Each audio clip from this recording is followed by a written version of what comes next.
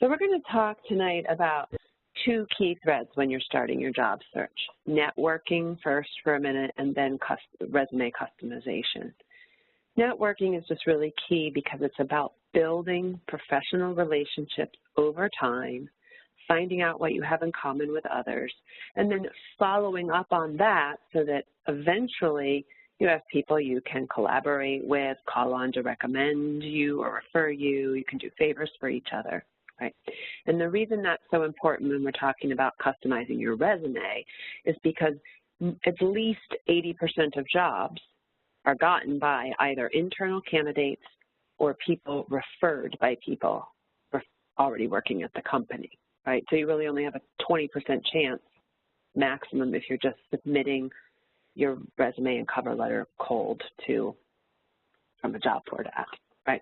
So a couple quick keys to networking, right? I already mentioned this. It's about building these long-term mutually beneficial relationships. You want to make a good first impression, and just make sure you understand that it's not about asking favors. And people always mistake networking as a synonym for asking for favors. Right? So there's three key pieces to building a real network, right? The first is body language, right? And from my background in higher education and specifically language education, great opportunities to practice in academic environments where the class sizes are small and you work in pairs and groups a lot, right? Do you have warm, open body language? Do you offer your hand to shake, make eye contact, a genuine smile? Make sure you don't have your arms crossed and a scowl on your face. I think we do that sometimes when we're nervous or uncomfortable, so you don't want to take that to high-stakes environments, but also the low-stake environment of a class can be important because you want to give positive body language to any instructors who you might later need a letter of recommendation from, right? So if you can practice these body language things in low-stake environments, you'll be ready to go in those job fairs, networking events, interviews, places where the stakes are higher. Okay, the next big key after body language is names, finding out names, remembering names, and using names. People are impressed when on a second or third encounter you know their name. And if you forget their name on a second or third encounter, it's perfectly appropriate to ask to say, sorry, I've forgotten your name. Here I have it on the screen in Spanish from the Conectate curriculum. I'm sorry I've forgotten your name. My name is Darcy. What's your name again? Wait, that's fine to do on the second or third encounter. You just don't want to wait until the seventh or eighth. So you can always be working on finding out names, remembering names, using names, and politely asking if you've forgotten. Okay, so body language, names. Third thing is being a good listener, right? This is the whole relationship building. You really want to listen to what people say and ask follow-up questions to show them that you're interested, right? Talk about yourself also, but try not to, dominate the conversation talking about yourself. And the goal there is to find out what you have in common with that person. Because once you find that common thread, that's where you follow up, and that's how it becomes a web, a network, right? Because you can send someone links or articles related to whatever your common interest is, or events or conferences, and ask if they're going to be there or invite them to go with you, right? And so then you are following up on what you have in common and building a relationship and sharing resources, and eventually those turn into referrals, and hopefully you can refer people before you're asking them to refer you so that they already owe you a favor when you're at the point of asking a favor, right? And so that's all important to set you up for, hey, I just submitted my resume to your company. Can you put a good word in for me? Or I just saw this ad from your company and I'm thinking of applying. Do you have any info? And start using the network to ask people to help you out when you're actually submitting your resume, cover letter, a job application, right? And so that does bring us to customizing your resume. And so the first big thing with resumes, the first big problem I see with resumes is that they don't show or illustrate or prove that you have the skills that you claim you have. This is I see it in all stages of careers, but for recent grads, it's sometimes hard because they feel like they don't have enough real-world experience, even though you can talk about your academic experiences in terms of professional experience, right? So make sure that you're not just claiming to be an independent, resourceful, decision-making, problem-solving self-starter. You have to show that you have those skills. The skills section itself on the resume can be problematic because that's where people tend to list things instead of showing how they've used their language skills or their Microsoft Office skills or their coding skills. You want that woven throughout your resume to illustrate and prove you have the skills employers are looking for. Let me give you an example. Right? Here we have a student who doesn't have a lot of paid work experience. So she has a heading on her resume, community service and leadership. It could be volunteerism and causes. It can be professional experience, right? It was in a workplace, even though you didn't get paid for it, so you can't call it work, but you can call it professional experience, right? So think broadly about the experiences you have and the headings you should have on your resume. She chose community service and leadership. You have to have at least 2 entries to justify a heading. And if you look here at her second entry, the Alamance County Department of Human Rights and Relations, she did a service learning project there. She was a field volunteer. She gave herself that title. Nobody at the department was giving her the title, and the campus course that was assigning her that service learning project didn't give her that title. But she wanted people who get her resume to see, I was out in the field. I'm showing you that I am independent and resourceful, that I have good interpersonal communication skills, that I wasn't just sitting in that government office stuffing envelopes, right? And then how did she use her Spanish? She doesn't just at the bottom of her resume say skills, Spanish. She shows us how she used her Spanish. Conducting 112 quantifiable information. You want that everywhere you can get it. 112 surveys on the county health services in Spanish. She got a 75% response rate. That tells me a lot. I'm reading between the lines. She would have to also interpret between the lines when she's customizing for specific jobs and tell people what this means, maybe in a cover letter paragraph or an interview answer if it happened to be relevant. Conducting surveys tells me the person's probably an intermediate Spanish speaker, right? They can meet and greet and explain briefly what they're doing, but actually doing the survey is a script. You don't need to spontaneously produce in Spanish. The 75% response rate is such wonderful quantifiable information because it tells me, A, she has these great interpersonal skills, in what was probably a vulnerable population, gets 3 out of 4 people to agree to do this survey. The 25% of people who rejected her, that's great to show that she's resilient in the face of failure. That's an answer to those tough job interview questions about weaknesses or a time you failed. You tell the story about that one person who said no, how you reflected on it, made some decisions, solved some problems, improved your pitch, and then got the next 3 out of 4 people maybe to say yes. Here's another example. Phone calls. Again, quantifiable information. How many phone calls? Taking messages. That means you can take control of the conversation, get the information you need at your level, and that's about access, right? The person calling was granted access because of your Spanish skills that maybe are minimal, or you're granted access when you call and just need to leave a message so a fluent speaker of your more stronger language can call back, right? Phone skills also show that you can communicate without all the visual cues of face-to-face communication. And in a medical context, which is where this example comes from, if you can make reminder calls to patients in their native language and ask the question, if for some reason you cannot make this appointment, will you call back this number to let us know, and get them to say yes. Doing that will reduce the missed appointment rate. And knowing that is a great thing to be able to talk about in a job interview, that you have that skill, that it's in the target language, in this case of Spanish, right? That is showing, proving, illustrating, like I said, reading between the lines and connecting the dots for employers. And I'll give you one more example before we look at some resume screenshots. This is a public transportation system. It could be really in any city that you travel to. But you see that this person learned to find alternate routes to avoid traffic and outages, including for professional activities, work. This shows that your employer, this example would show your employer, that they can send you out of the office and trust you to be independent.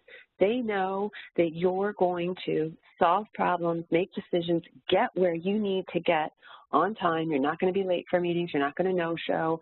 If they send you across town, across the country, or on an international trip, you're not going to melt down and have to make international phone calls to say, I don't know what to do about, the red line being down or whatever that the problem signifies, right? So there's lots of ways you can take experiences from the university and use them to show, prove, illustrate that you have the skills that employers want. So once you have a good generic resume built, and again, you can fill it with things that aren't necessarily paid employment, you will have to customize your resume. And so this is the most important thing I'm going to say based on the last webinar I gave. For each and every job you apply to, you have to take the job ad, highlight the keywords or write down the keywords, and then make sure you have all the keywords that are true for you in your resume. The keywords come from the job ad, and you have to redo this for every single job you apply to, right? And it's just a tweak, but you have to do it because robots called ATS, applicant tracking systems, screen resumes. And so they just search for keywords in all 1,000 resumes, and then they just send the top 5 or 10 to humanize. So you have to have this resume that's perfect for a robot screener and for human eyes. You can't submit a word cloud for the first and a nice resume for the second. So what do I mean by customizing it? Let me show you an example. Here's one resume. It's set up by activities and experience, professional experience, and then at the bottom there's a work history. So that's a little bit of a different setup. There's no one right format or one right template. You don't have to do job history in reverse order. So this person has worked a lot in office management, has great communication skills. Written and verbal communication skills do come up as a requirement or qualification in a lot of job ads, right? And here's one of the things that the office manager did, manage continuing education programs. Okay, well, we just found an ad for a job that's perfect, but they don't say office management. They say office administrator. Well, then you have to change that keyword because that robot, that ATS, is going to look for the word administrator, not for the word manager or management. So that's all the change that has to be made. In that job ad, communication skills weren't listed. That wasn't a keyword, but marketing appeared a lot. So I changed marketing in this heading as well. Something that appeared in the job ad was including, you have to have, experience with scheduling and training logistics. So I looked at this original generic resume and said, okay, well here when you managed continuing education programs, did that involve scheduling and training logistics? Yes? Well then let's add it there. So the keywords from the job ad are in this resume. So now this resume, it's a sample, but theoretically, it's been customized to that office administrator job. Here's an example from accounting, and here you see the more typical reverse chronological order job, right? Here's your current job, your previous job, different organization, that job, and then bulleted list describing the activities you did there. This is accounting. Accountants do a lot of projections. This resume has projections and projected in it a lot. The job ad comes along and it uses a synonym. It wants you to be able to do forecasts and forecasting. So even though you have tons of experience and it's all over your resume, if you keep projections in there, the robot's going to miss that you have all that experience because the robot's keyword is probably forecast and forecasting. So you make that change. But otherwise, you have this great resume that shows, illustrates, proves you have the experience you have. It has quantifiable information on it, right? I'm going to go out of there real quick to show you a recent grad. So this is a Word document of someone who just graduated from college and was putting a resume together.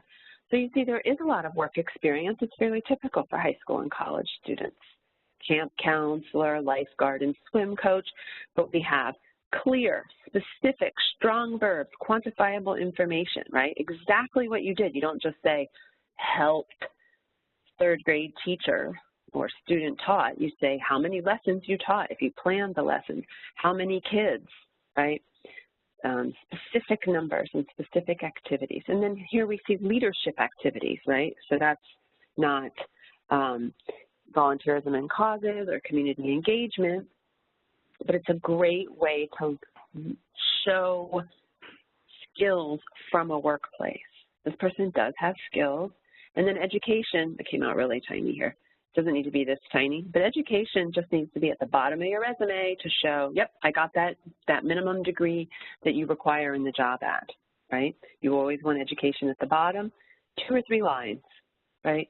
You can put, you know, major and minor, like this person did here at the bottom. You could put one really important scholarship if you think the people who are receiving your application know about that scholarship. But a lot of the things that are internal to your campus aren't going to mean anything to employers anyway. This resume is the same person, but 2 years after being out of college, so that a lot of that lifeguarding, swim coach, that just goes away. You just cut that off the resume once you have these more specific work experiences more related to the career path you want to go down. And you go down your career path little by little. You're going to have so many jobs in your life, right? As long as you 2 years later are looking for the other one and have an updated resume and know more about yourself and what you like to do and what your experiences are, that's the path you need to be on. So we see this resume 2 years later. She changed the font, really good quantifiable information.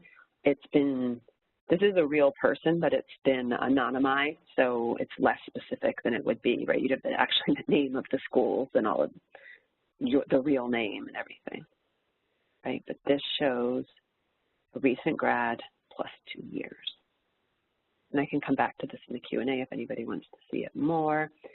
We're going to just summarize here real quick some of the most important pieces of resume customization. I talked about this a lot. Don't list things, illustrate, show, prove. Numbers, percentages, percent increases, gains, any kind of quantifiable information that makes you look good. Strong action verbs, right? Tell me what you really did. Don't just say I helped or assisted with or supported.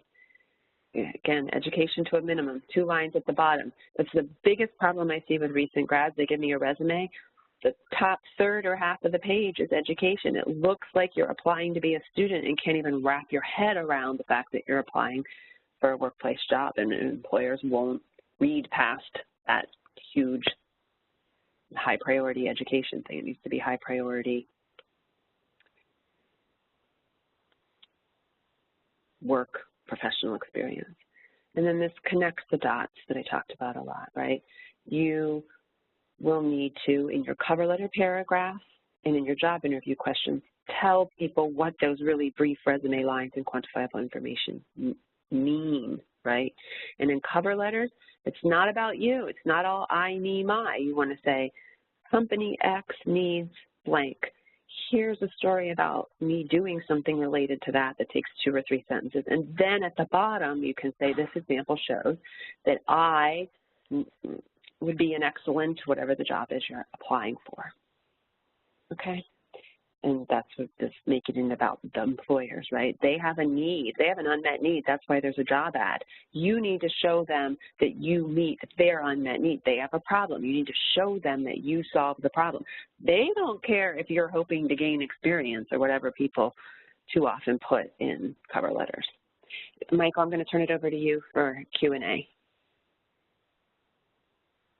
Thank you, Darcy, for all that great information. Again, to ask a question to Darcy, please use the chat box to ask your question. Darcy, we've had a few questions that have come through so far. Our first question comes from Kevin. As a college student with responsibilities, do you think it's a good idea to put down previous jobs that are unrelated to their desired career? Would this be acceptable with successful self-starter projects with partners? Yes, so that's what we saw on the recent grad resume, where you do sort of put down unrelated work experience. But this is where we get to the connect the dots. You need to be able to say, the fact that I did that shows that I'm independent and resourceful, and I will use that particular skill set in the context of your work, of your company in this way, right? And you'll decide, maybe you'll have a 2-page resume with everything possible on it. You never want to send out a 2-pager, send out a 1-pager, especially if you're a recent grad, but you'll decide which ones go on which resume as you're customizing. So some of those experiences would go with this job ad, but not that other job ad. Thank you for that explanation, Darcy. Our second question comes from Maria. Maria would like to know, how do you use your basic professional experience to get a graduate full-time position, which might not be directly tied to the experience one previously had? What do you mean a graduate? Is this a graduate school application? I'm sorry, I don't understand the question. It looks like they're, yes, going to graduate school it might be. Maria, if you want to use the chat box to clarify, we'll come back to that question. How about that, Darcy? Yeah. Darcy, our third question comes from Matthew. When you were discussing the keywords in the job advertisement, could you go back and highlight again how one is able to pull out those keywords? Okay, so I don't have a sample job ad with me, but you can go to Indeed.com, CareerBuilder.com. There's specific, I just was working with a client on a specific job board for legal secretaries. It's kind of like this that I've put back up on the screen, right? So you find the job board, print out an ad, and then read that ad carefully and highlight the keywords that appear there, that appear over and over that you know you have. And then maybe Matthew is asking this to come back and say, the ad says management, and my resume says administrator, so I have to switch it, or vice versa. The ad says including scheduling and training logistics. Well, I've done that, but I didn't put it on my resume. So here you go, I'll add it here because this is where I did do that. Is that the right example, you think, that we're trying to get back to? I think that that is perfect. This is, their question came in, Matthew's question came in right when you were discussing that, so that is awesome. Yeah, and here's I'm putting up now the accounting ones where projections and forecasts are more or less the same thing, but you need to change those keywords. Perfect. So. Our fourth question comes from Nathalie. How do they justify many years of absence from the workforce for the care of elderly parents and many personal issues? They've become an older worker, but with choppy work periods that's shown throughout their resume. What might be the best explanation for this person to explain either in their cover letter or within their resume, if applicable? Yeah. Gaps in your employment history are hard to overcome, so I do want to just put that right out there. But what you need to have is one sentence, professional sounding, honest summary.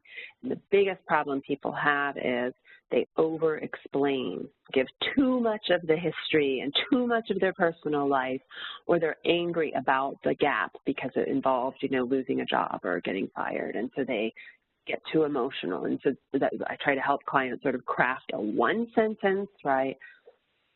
I had to use family, you know, I had to take advantage of the Family and Medical Leave Act during a 10-year period. Now I'm re-entering the workforce. So there you go. You mentioned the federal law that allows you to take that family leave. You do not give any details because you have no legal obligation to do so. And then you move on with all the qualifications and experiences you do have and everything else. Thank you for that explanation, Darcy. Another question comes from Matthew where they have both college degrees and college certificates. What recommendation would you mention that it should be listed on their resume? Okay, I think I was talking to someone about this yesterday, and the answer to pretty much every question about your resume is it depends, right? It depends on how much experience you have and what jobs you're applying to. But you can have under education, you can list certificates. Some people have affiliations and certifications as a category. If you have an AA degree, I was working with people on this yesterday, put it on and take it off depending on the jobs you're applying to. But if it's a specific AA degree in like early childhood education or respiratory therapy, I like to leave those on. I know some career services offices tell students to take those off. But especially if you're applying in education, if you're now getting your 4-year degree in education, you want to teach in the public schools, that early AA and early childhood education is a great thing to have on there. If you were doing a 2-year degree, an AA degree, just to get the gen ed requirements out of the way so you could finish at the 4-year institution quickly, then I would leave it off. Those should be brief, though, all of that. Yeah. Sorry, Michael. Go ahead. Oh, no, you're fine. Did I interrupt you? Were you going to say something additional? Well, with all of those certifications and degrees, it needs to be brief. Education should be 1-second skim, and they get a good idea of what you have. Darcy, we have 2 questions left. This question comes from Cherry. What happens if your work experience, for example, is straightforward accounting with no real significant quantifiable data, where they can't measure that they saved the company X amount of dollars, but they did basic accounting? What would be a recommendation to highlight on the resume that is something that an employer would want to see, or should they just be specific around the number of invoices that they entered, for example? And feel free to use a different industry if that would make it easier for you. So that's exactly what I would do, right? If you entered, 48 invoices per 10-hour shift, or I'm sorry, that's probably illegal, 45 invoices per 8-hour shift, 5 days a week, that's a lot of quantifiable information. And better to be specific than to be vague. And not everybody's saving the company huge amounts of money, and you're applying for CEO jobs if that's true, that you saved a company a huge amount of information or brought in some huge percentage of new clients. And we're talking here mostly about early career or even college to career transition. You shouldn't be having huge, fabulous quantifiable things, but it pops on your resume when you say, submitted an average of 45 invoices per 8-hour shift, 5 days a week over invoice submissions, which is what a lot of people would put. And with the child care industry, which you saw on that first resume and I was dealing with clients yesterday, I say I'd rather know that you prepared and cleaned up snacks for 45 kids or put their winter clothes on and off them when they go out for walks specifically than to have you just say assisted in a daycare setting, which is sort of usually what a first draft says, is that vague stuff. Perfect. Thank you for that, Darcy. Our question comes from Sam. For someone with multiple jobs with the same job title, service industry and retail, would it be better to leave out some of those jobs and risk the employer dismissing the resume for having those gaps between jobs? Or is it better to trim it down and focus more on the skill sets? Trim it down and focus more on the skill set. You don't want gaps on your resume, partly because it's like the earlier question where they become a little bit problematic to explain. But you can, if it's the same title, you can list by title and then separate out the employers, or you can organize it like we saw with that office administrator, office management, where it was listed by skills, and then at the very bottom, like where I'm telling you to put education, there was just a list of work history, just company years, company years, company years. So you have 7 things, but they barely take up 7 lines, but all the rich descriptive stuff is up there. I can go back to that slide right now really quick. Here, right? You could do something like this. Great. Darcy, this is going to be an easy question for you to answer because I already know the answer, but this comes from Giselle, and I think it goes worth with stating, as it's very important to feature on resumes. But what are your thoughts on including student organizations on your resume? For example, I'm involved with the SHRM organization on campus. Should I put student organizations on my resume?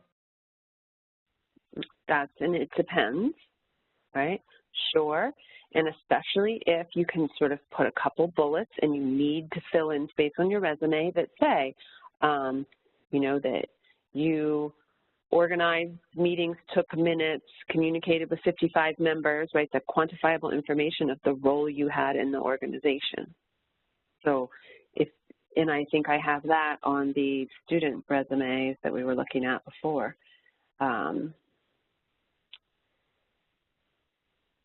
Here she doesn't have it, but on her straight out of college resume, she has these leadership activities. A lot of those were student organizations. The local athletic and recreation association was at her university campus, right? But she gives me her role, event planner, and what she did and quantifiable information about participants, right? Now, all of this went away, as we saw 2 years later. Just listing it under education is not a good idea. People want you to move away from that, and if you just say SHRM organization with no context, you know, you've got to make sure you're talking to someone who knows what that is. I don't know what that is, you know. Thank you for that explanation, Darcy. I'm showing that these are all the questions that we have at this time. Again, thank you everyone for joining tonight's session. This session was recorded, and a link to view the session at a later date will be sent to you shortly afterward. We appreciate you joining tonight, and enjoy the rest of your night. Thank you everyone for joining, and thank you very much, Darcy. Thank you.